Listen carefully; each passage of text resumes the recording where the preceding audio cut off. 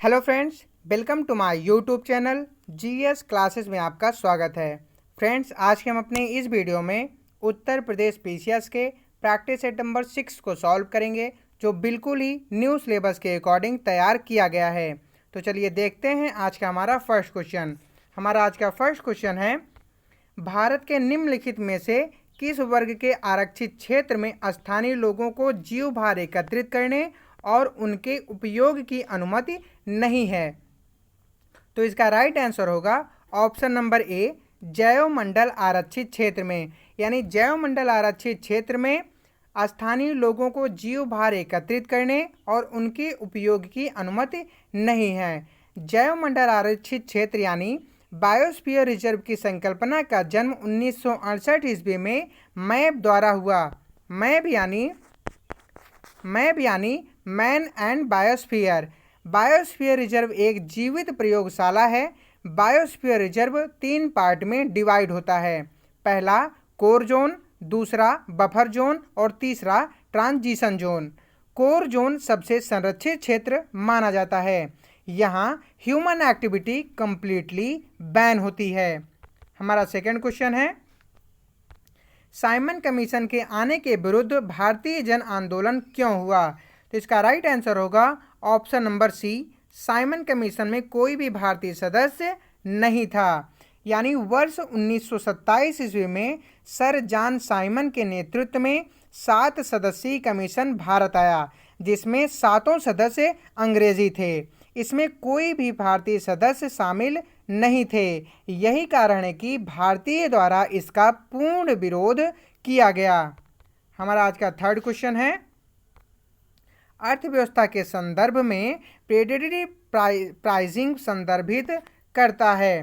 तो यह किसको करता है? इसका राइट आंसर होगा ऑप्शन नंबर ए, वस्तुओं या सेवाओं का मूल्य इतने निम्न स्तर पर होता है कि अन्य कंपनियां अथवा फर्म प्रतिस्पर्धा नहीं कर सकती और बाजार छोड़ने के लिए बाध्य हो जाते हैं। हमारा आज का अगला प्रश्न है, जोखिम पूंजी से क्या तात्पर्य है? तो इसका राइट आंसर होगा ऑप्शन नंबर बी, नए उद्यमियों को उपलब्ध कराई गई दीर्घकालीन प्रारंभिक पूंजी ही जोखिम पूंजी कहलाती है। हमारा आज का अगला प्रश्न है, निम्नलिखित में से किस राज्य को पूर्ण राज्य का दर्जा सबसे पहले दिया गया? तो इसका राइट आंसर होगा ऑप्शन नंबर ए, नागालैंड को। किसको? नागालैंड को। वर्ष 1962 ईस्वी में नागालैंड को पूर्ण राज्य का दर्जा दिया गया। वहीं हरियाणा को 1966 में, सिक्किम को 1975 में और अरुणाचल प्रदेश को 1986 ईस्वी में पूर्ण राज्य का दर्जा दिया गया। हमारा अगला प्रश्न है, मोबाइल में कार्बन डाइऑक्साइड की बढ़ती हुई मात्रा से वायुमंडल का तापमान धीरे धीरे बढ़ रहा है। तो यह किस लिए बढ़ रहा है? तो इसका राइट आंसर होगा option number D, carbon dioxide सौर विकिरण के अवरक्त अंश को अवशोषित करती है। क्योंकि कार्बन डाइऑक्साइड सौर विकिरण के अवरक्त अंश को अवशोषित करती है, इसीलिए मोबाइल में कार्बन डाइऑक्साइड की बढ़ती हुई मात्रा से वायुमंडल का तापमान धीरे धीरे बढ़ रहा है। हमारा आज का अगला प्रश्न है, किस मुगल बादशाह ने अपने साम्राज्य में इतिहास लेखन के विरुद्ध था तथा उसने अपने दरबार में इतिहास लेखन पर रोक लगा दी थी? तो इसका राइट आंसर होगा ऑप्शन नंबर डी, औरंगजेब ने। औरंगजेब ने इतिहास लेखन को दरबारी संरक्षण देना बंद कर दिया था तथा इनके समय में लिखी गई अधिकांश ऐतिहासिक पुस्तकें दरबारी संरक्षण के बिना लिखी गई हैं। हमारा आज का अगला प्रश्न है, अलवार एवं नैनार संतों से संबंधित निम्नलिखित में से कौन सा कथन असत्य है? तो इसका राइट आंसर होगा ऑप्शन नंबर डी, वे संगम साहित्य की आलोचना करते थे।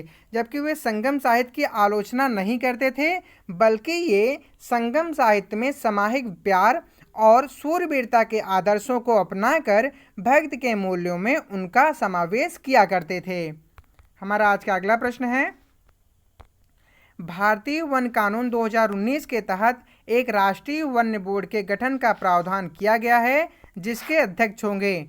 इसके अध्यक्ष कौन होंगे? तो इसका राइट आंसर होगा ऑप्शन नंबर सी, भारत के प्रधानमंत्री। पर्यावरण, वन एवं जलवायु परिवर्तन मंत्रालय ने 7 मार्च 2019 को भारतीय वन कानून 2019 के प्रारूप में प्रस्तुत किया। इसके तहत एक राष्ट्रीय वन बोर्ड का गठन किया जाएगा जिसके चेयरमैन पर्सन प्रधानमंत्री होंगे। इसके अंतर्गत एक अधिकारियों को अब 5,000 से लेके 50,000 तक जुर्माना लगाने का अधिकार होगा। हमारा आज का अगला प्रश्न है, निम्नलिखित में से सत्य कथन को चुनिए। तो इसका राइट आंसर होगा ऑप्शन नंबर, ये गलत है, निम्नलिखित में से असत्य कथन को चुनना है। इसमें असत्य कथन को चुनना है। तो इसका राइट आंसर होगा ऑप्शन नंबर डी, जैव विविधता अधिनियम, यानी जैव विविधता अधिनियम 2000 में नहीं बल्कि यह 2002 में पारित हुआ था। कब हुआ था? 2002 में।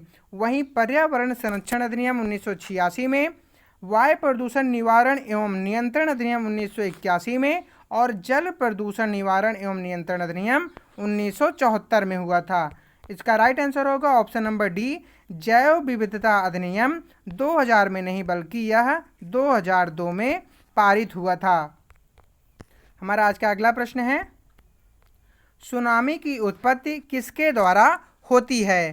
तो इसका राइट आंसर होगा ऑप्शन नंबर सी, समुद्र के भीतर उत्पन्न होने वाले भूकंप से। सुनामी शब्द जापानी शब्द है। इसकी उत्पत्ति समुद्र के भीतर उत्पन्न होने वाले भूकंप से होती है। हमारा आज का अगला प्रश्न है, मई 2020 में जारी फोर्ब्स की सर्वाधिक कमाई करने वाली खिलाड़ियों की सूची में पहले स्थान पर है। पहले स्थान पे कौन है? तो इसका राइट आंसर होगा option number A, Roger Federer. कौन है? Roger Federer. वहीं विराट कोहली को 66वें स्थान पे स्थान मिला है। विराट कोहली को इस लिस्ट में 66वें स्थान पे स्थान मिला है। हमारा आज का अगला प्रश्न है, हाल ही में किस अंतर्राष्ट्रीय क्रिकेट परिषद के अंपायरों के एलीट पैनल में शामिल किया गया है? तो किसे किया गया है? तो इसका राइट आंसर होगा ऑप्शन नंबर ए, नितिन मैनन को। नितिन मैनन को अंतर्राष्ट्रीय क्रिकेट परिषद के अंपायरों के एलीट पैनल में शामिल किया गया है। वहीं इंग्लैंड की पूर्व महिला क्रिकेटर कप्तान क्लेयर कोनोर मेरी लाबोन क्रिकेट क्लब के 233 साल के इतिहास की पहली महिला अध्यक्ष बनी हैं। ब्रेटली स्पोर्ट्स अड्डा का नया ब्रांड एम्बेसडर नियुक्त किया गया है। ब्रेटली को स्पोर्ट अड्डा का नया ब्रांड एम्बेसडर नियुक्त किया गया है, जबकि इमरान ख्वाजा को अंतर्राष्ट्रीय क्रिकेट परिषद के अंतरिम चेयरमैन नियुक्त किए गए हैं। हमारा आज का अगला प्रश्न है, हाल ही में किसे ग्लोबल लीडरशिप अवार्ड 2020 से सम्मानित किया गया है? तो इसका राइट आंसर होगा ऑप्शन नंबर सी, उपर्युक्त दोनों, यानी नटराजन चंद्रशेखरन और जिम ताइकलेट, इन दोनों को ही ग्लोबल लीडरशिप अवार्ड 2020 से सम्मानित किया गया है। हमारा आज का अगला प्रश्न है, हाल ही में किसे American academy of arts and sciences की सदस्यता के लिए चयनित किया गया है? तो इसका राइट आंसर होगा ऑप्शन नंबर डी, उपर्युक्त सभी, यानी बिमन बागची, शोभना नरसिंहन और कविता सिंह, इन तीनों को ही American academy of arts and sciences की सदस्यता के लिए चयनित किया गया है। हमारा आज का अगला प्रश्न है, हाल ही में किस स्थल से छिपकली की 6 नई प्रजातियों की खोज की गई है? तो इसका राइट आंसर होगा ऑप्शन नंबर सी, पश्चिमी घाट से। कहाँ से? पश्चिमी घाट से। पश्चिमी घाट से छिपकली की 6 नई प्रजातियों की खोज की गई है। हमारा आज का अगला प्रश्न है, भारत की पहली मोबाइल टीकाकरण क्लिनिक की शुरुआत किस स्थान पर की गई है? तो इसका राइट आंसर होगा ऑप्शन नंबर बी, पुणे से। कहाँ से? पुणे से, यानी भारत की पहली मोबाइल टीकाकरण क्लिनिक की शुरुआत पुणे से की गई है। हमारा आज का अगला प्रश्न है, हाल ही में किसकी अध्यक्षता में corporate insolvency resolution and liquidation पर सलाहकार समिति का पुनर्गठन किया गया है? तो इसका राइट आंसर होगा option number A, Uday Kotak की अध्यक्षता में। किसकी अध्यक्षता में? उदय कोटक की अध्यक्षता में। हमारा आज का अगला प्रश्न है, भारतीय कम्युनिस्ट पार्टी की स्थापना किस वर्ष हुई थी? तो इसका राइट आंसर होगा ऑप्शन नंबर बी, 1925 में। कब हुई थी? 1925 में। कानपुर में 1925 में पहले साम्यवादी कॉन्फ्रेंस आयोजन की गई तथा कानपुर के कॉन्फ्रेंस के विजय तत्वों में केमिस्ट समूहों को संगठित करके भारतीय कम्युनिस्ट पार्टी की स्थापना की गई। हमारा आज का अगला प्रश्न है, हाल ही में किस वाद में यह निर्णय लिया गया कि इंटरनेट तक पहुंच के अधिकार मूल अधिकार हैं? तो इसका राइट आंसर होगा option number A, Fahima Shirin बनाम केरल राज। फहीमा शिरीन बनाम केरल राजवाद में यह निर्णय लिया गया कि इंटरनेट तक पहुंच के अधिकार मूल अधिकार हैं। हमारा आज का अगला प्रश्न है, अर्थव्यवस्था की ओवरहीटिंग से क्या तात्पर्य है? तो इससे क्या तात्पर्य है? तो इसका राइट आंसर होगा ऑप्शन नंबर सी, अर्थव्यवस्था में उत्पादन का स्तर बहुत ऊंचा हो। यानी अर्थव्यवस्था की ओवरहीटिंग से यह तात्पर्य है कि अर्थव्यवस्था में उत्पादन का स्तर बहुत ऊंचा हो। हमारा आज का अगला प्रश्न है, पूर्वी जेट स्ट्रीम जो भारतीय मानसून को प्रभावित करती है उसकी उत्पत्ति निम्नलिखित में से किस प्रक्रिया के कारण होती है? तो इसका राइट आंसर होगा ऑप्शन नंबर ए, तिब्बत पठार के ऊष्मन के कारण। किसके कारण? तिब्बत पठार के ऊष्मन के कारण होती है। यानी पूर्वी जेट स्ट्रीम जो भारतीय मानसून को प्रभावित करती है उसकी उत्पत्ति तिब्बत पठार के ऊष्मन के कारण होती है। हमारा आज का अगला प्रश्न है, निम्नलिखित में से कौन सी जोड़ी सुमेलित है? यानी कौन सी जोड़ी सही सुमेलित है? तो इसका राइट आंसर होगा ऑप्शन नंबर बी, भारत का निर्वाचन आयोग अनुच्छेद 324 में है। किसमें? 324 में है। जबकि वहीं भारत का सर्वोच्च न्यायालय अनुच्छेद 318 में नहीं बल्कि अनुच्छेद 124 में है। कितने में, कौन से अनुच्छेद में है? तो यह भारत का सर्वोच्च न्यायालय अनुच्छेद 124 में, वहीं संघ लोक सेवा आयोग अनुच्छेद 332 में नहीं बल्कि 315 में है। कितने में है? अनुच्छेद 315 में। और महाधिवक्ता अनुच्छेद 351 में नहीं बल्कि अनुच्छेद 165 में है। किसमें? अनुच्छेद 165 में मिलता है। तो इसका राइट आंसर होगा ऑप्शन नंबर बी, भारत का निर्वाचन आयोग अनुच्छेद 324 में मिलता है। हमारा अगला प्रश्न है, भारतीय वन कानून 2019 के संबंध में निम्नलिखित कथनों पर विचार कीजिए और सही कथन को चुनिए। तो इसका राइट आंसर होगा ऑप्शन नंबर डी, यानी उपर्युक्त सभी कथन सत्य हैं। यह भारतीय वन कानून 1927 का नया प्रारूप है। इसके अंतर्गत एक राष्ट्रीय वन्य बोर्ड का गठन किया जाएगा और इसके अंतर्गत वन अधिकारी अब 5,000 से 50,000 तक का जुर्माना लगा सकते हैं। हमारा आज का अगला प्रश्न है, हाल ही में किस स्थान पर 47वें अखिल भारतीय पुलिस साइंस कांग्रेस का आयोजन किया गया है? तो इसका राइट आंसर होगा ऑप्शन नंबर बी, लखनऊ में। कहाँ पे? लखनऊ में। इससे पहले वर्ष 1997 में यह कार्यक्रम लखनऊ में ही आयोजित हुआ था। हमारा आज का अगला प्रश्न है, राष्ट्रीय पादप अनुवांशिक संस्थान ब्यूरो स्थित है। तो यह कहाँ स्थित है? तो इसका राइट आंसर होगा ऑप्शन नंबर ए, नई दिल्ली में। कहाँ पे? नई दिल्ली में। राष्ट्रीय पादप अनुवांशिक संस्थान नई दिल्ली में स्थित है, जबकि राष्ट्रीय पशु अनुवांशिक संस्थान ब्यूरो करनाल में और राष्ट्रीय मत्स्य अनुसंधान संस्थान लखनऊ में स्थित है। हमारा आज का अगला प्रश्न है, निम्नलिखित में गलत कथन को चुनिए। तो इसमें गलत कथन को चुनना है। तो इसका राइट आंसर होगा option number D, Kailash Sankhla और वर्ल्ड मैन ऑफ इंडिया। क्या है? कैलाश सांखला और world man of India. World man of India के रूप में सलीम अली को, जबकि Kailash Sankhla tiger man of India के नाम से जाने जाते हैं। हमारा आज का अगला प्रश्न है, world wide fund for nature India नामक चैरिटेबल ट्रस्ट की स्थापना किस वर्ष की गई थी? तो इसका राइट आंसर होगा ऑप्शन नंबर बी, 1969 में। कब की गई थी? 1969 में। 1961 में world wide fund for nature की स्थापना की गई थी। 1975 में साइट्स प्रभावी हुआ और 1985 में भारतीय वन्यजीव बोर्ड की स्थापना की गई। हमारा आज का अगला प्रश्न है, कालेसर राष्ट्रीय उद्यान स्थित है। कालेसर राष्ट्रीय उद्यान कहाँ स्थित है? तो इसका राइट आंसर होगा ऑप्शन नंबर ए, हरियाणा में। कहाँ पे? हरियाणा में। हमारा आज का अगला प्रश्न है, किसी प्रजाति को विलुप्त माना जाता है जब वह अपने प्राकृतिक आवास में नहीं देखी जाती है। तो किसी भी प्रजाति को विलुप्त तब तक नहीं माना जाता है जब तक वह कम से कम कुछ वर्षों तक अपने प्राकृतिक आवास में ना दिखाई दे। तो इसका राइट आंसर होगा ऑप्शन नंबर डी, कम से कम 50 वर्ष तक। यानी कोई भी प्रजाति विलुप्त तब मानी जाएगी जब वह कम से कम 50 वर्षों तक अपने प्राकृतिक आवास में दिखाई ना दे। हमारा आज का अगला प्रश्न है, विश्व वन्यजीव कोष WWF द्वारा चलाया गया रिवर फॉर लाइफ नामक अभियान संबंधित है। तो यह किससे संबंधित है? तो इसका राइट आंसर होगा ऑप्शन नंबर बी, डॉल्फिन से। किससे? डॉल्फिन से। डॉल्फिन को Ganga tiger bio monitoring tool के नाम से जाना जाता है। संयुक्त राष्ट्र प्रवासी जीव संरक्षण समिति द्वारा वर्ष 2007 को डॉल्फिन वर्ष घोषित किया गया। बिहार सरकार 5 अक्टूबर को नेशनल डॉल्फिन डे के रूप में मनाता है। हमारा आज का अगला प्रश्न है, निम्नलिखित में से एक सही सुमेलित नहीं है। इसमें एक सही सुमेलित कौन सा नहीं है?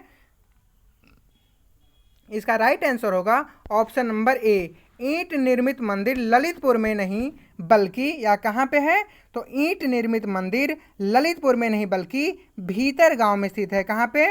भीतर गांव में स्थित है। जबकि वहीं दशावतार मंदिर देवगढ़ में, शिव मंदिर भूमरा में और विष्णु मंदिर एरण में स्थित है। वहीं ईंट निर्मित मंदिर ललितपुर में नहीं बल्कि यह भीतर गांव में स्थित है। कहाँ पे? भीतर गांव में स्थित है। हमारा आज का अगला प्रश्न है, प्राचीन नगर तक्षशिला निम्नलिखित में से किनके बीच स्थित था? तो इसका राइट आंसर होगा ऑप्शन नंबर ए, सिंधु तथा झेलम नदी के बीच। यानी प्राचीन नगर तक्षशिला सिंधु तथा झेलम नदी के बीच स्थित था। हमारा आज का अगला प्रश्न है, निम्न में से दक्षिण भारत का कौन सा राजवंश अपने नौसैनिक शक्ति के लिए प्रसिद्ध था? तो इसका राइट आंसर होगा ऑप्शन नंबर ए, चोल वंश। यानी चोल राजवंश अपने नौसैनिक शक्ति के लिए प्रसिद्ध था।